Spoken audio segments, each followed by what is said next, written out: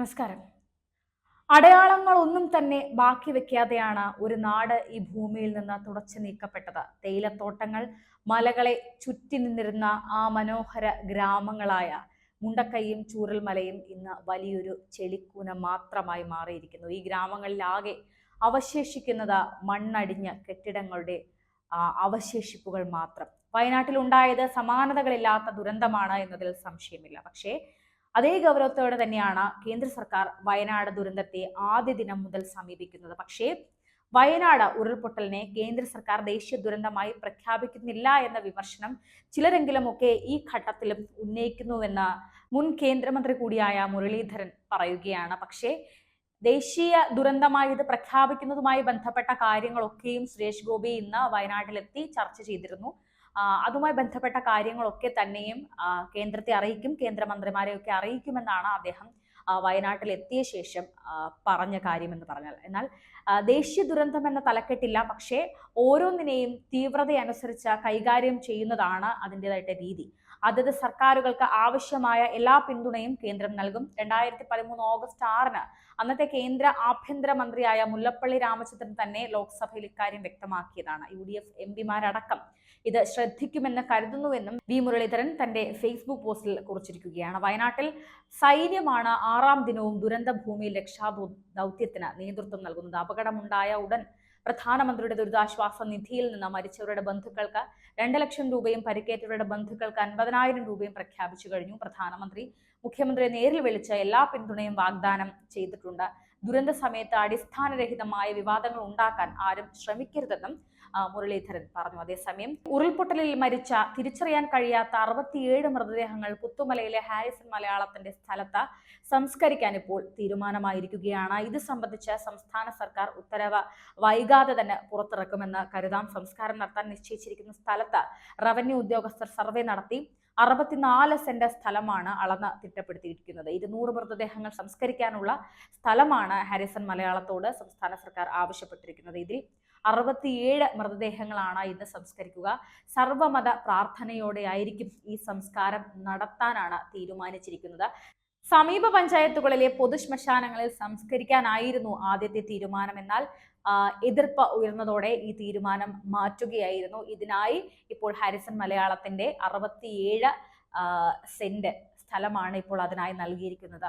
നമുക്കറിയാം, മഴ കുടിച്ച് കുതിർന്ന മല ജലബോംബായി മാറുകയായിരുന്നു വയനാട്ടിൽ. ചൂരൽമല മുണ്ടക്കൈ ഉരുൾപൊട്ടൽ ദുരന്തത്തെ അധികരിച്ച ജില്ലാ മുൻ മണ്ണ് സംരക്ഷണ ഓഫീസറായ PU ദാസ് കഴിഞ്ഞ ദിവസം ഈ കാര്യം പറഞ്ഞിരുന്നു.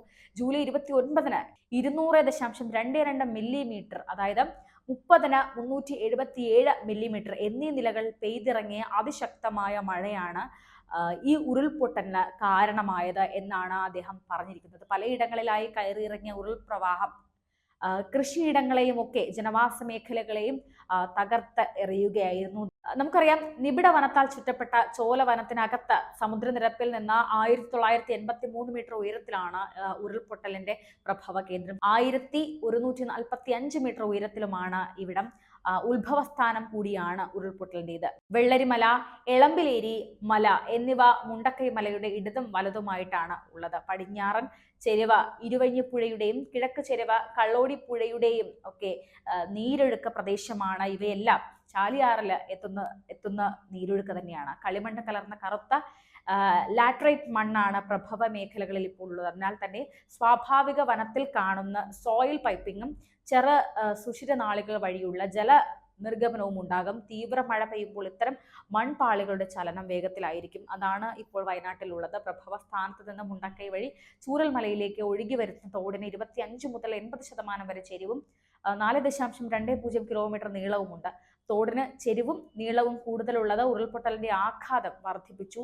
തോടിന്റെ വലിയ വളവുകളും ചിലയിടത്തെ ആഴക്കുറവുമാണ് വലിയ ജലപ്രവാഹം ഉണ്ടായപ്പോൾ ഗതി മാറ്റാൻ ഇടയാക്കിയത്. ഇതും ജനവാസ മേഖലയുടെ നാശത്തിനിടയാക്കി. 2 തോടുകൾ ചേർന്നുള്ള വെള്ളമൊഴുക്ക് ദുരന്തത്തിന്റെ വ്യാപ്തി വർദ്ധിച്ചു. 467 ഹെക്ടർ വൃഷ്ടിപ്രദേശത്തുള്ള സ്ഥലത്ത് നിന്ന് വെള്ളം ഒഴുകി വരുന്ന മുണ്ടക്കൈ തോട് വെള്ളരിമല സ്കൂളിന് 1 കിലോമീറ്റർ മുകളിലെ 863 ഹെക്ടറിൽ നിന്ന് ഒഴുകി വരുന്ന തോടുമായി ടി മാതൃകയിൽ ചേർന്ന് വെള്ളത്തിന്റെ കുത്തൊഴുക്കുണ്ടായിരിക്കുന്നു. പുഴയോരത്തും സമീപത്തുമുള്ള വീടുകളെയും കെട്ടിടങ്ങളെയും ഒക്കെ ഇത് തകർത്ത് പ്രദേശത്തെ ഒന്നാകെ ഇല്ലാതാക്കുന്നതിന് ഇതാണ് കാരണമായതെന്നാണ് ഇപ്പോൾ പി ഉദാസ് പറഞ്ഞിരിക്കുന്നത്. ഏതായാലും സമാനതകളില്ലാത്ത ദുരന്തമാണ് ഇപ്പോൾ വയനാട്ടിൽ ഉണ്ടായിരിക്കുന്നത് എന്ന് കഴിഞ്ഞ ദിവസങ്ങളിലൊക്കെ നമ്മളുടെ ഉള്ളുലയ്ക്കുന്ന കാഴ്ചകൾ നമ്മൾ ദൃശ്യങ്ങളിലൂടെയൊക്കെ കണ്ടുകൊണ്ടിരിക്കുകയാണ്. വളരെ ഹൃദയഭേദകമായ കാഴ്ചകൾ.